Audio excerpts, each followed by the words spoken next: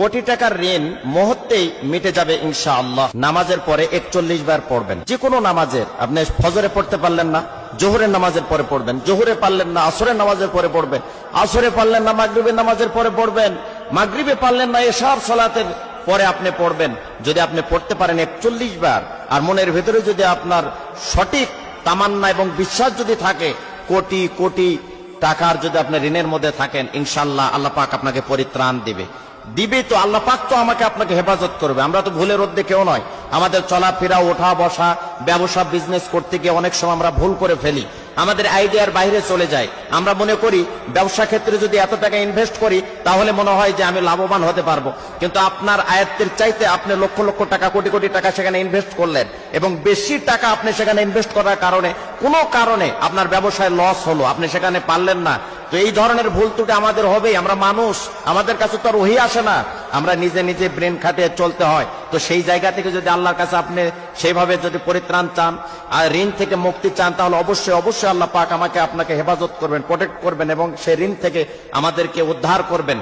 কারণ মালিক কখনো ফিরিয়ে দিবে না। মানুষের কাছে যান, বিরক্তি হতে পারে, মানুষের কাছে যান, আপনাকে ধমক দিতে পারে, কিন্তু আল্লাহ রাব্বুল আলামিন আমাকে আপনাকে অবশ্যই অবশ্যই এখান থেকে উদ্ধার করবে।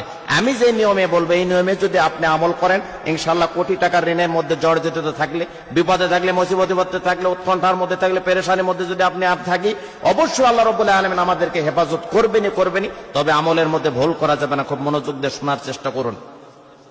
ঋণ এমন একটি জিনিস যে মানুষকে শান্তিতে থাকতে দেয় না, ডিপ্রেশনে ফেলে দেয়, খাবার রুচি নষ্ট করে ফেলে দেয়। আপনার সামনে হাজারো আইটেমের খাবার দাবার আছে, কিন্তু আপনাকে ভালো লাগবে না যদি ঋণের বোঝা আপনার মাথায় থাকে।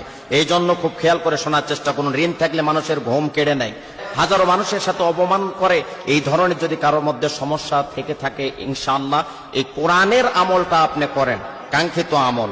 পৃথিবীর মধ্যে একটা নির্ভেজাল, ফরমানিল মুক্ত একটি কিতাব কোরআনুল কারীম, সেখান থেকে আমি প্রেসক্রিপশন করছি, সেখান থেকে চিকিৎসা দিচ্ছি। ইনশাআল্লাহ আমল করলে যথাযথ আপনি কাঙ্ক্ষিত ফলাফল পাবো।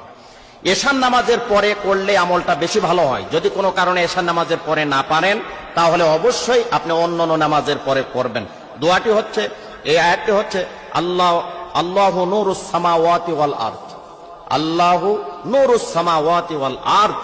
এটা এশার নামাজের পরে 41 বার পড়বেন, আর মনে মনে বিনয়ের সাথে, নম্রতার সাথে আল্লাহর কাছে বলবেন যে মালিক, আমাকে অবশ্যই ঋণ মুক্ত করো, তুমি আমার সম্মান ইজ্জত রক্ষা করো, মানুষের সামনে বেয়াজ্জিত করো না, লাঞ্ছিত করো না, অপমানিত করো না। যদি কাঙ্ক্ষিত ভাবে আপনি নত হয়ে নম্র ভাবে আপনি বিনয়ের সাথে মালিককে মেসেজ দিতে পারেন, ইনশাআল্লাহ কোটি টাকার ঋণ থাকলেও মুহূর্তের মধ্যে আপনি ঋণ থেকে মুক্তি পাবেন।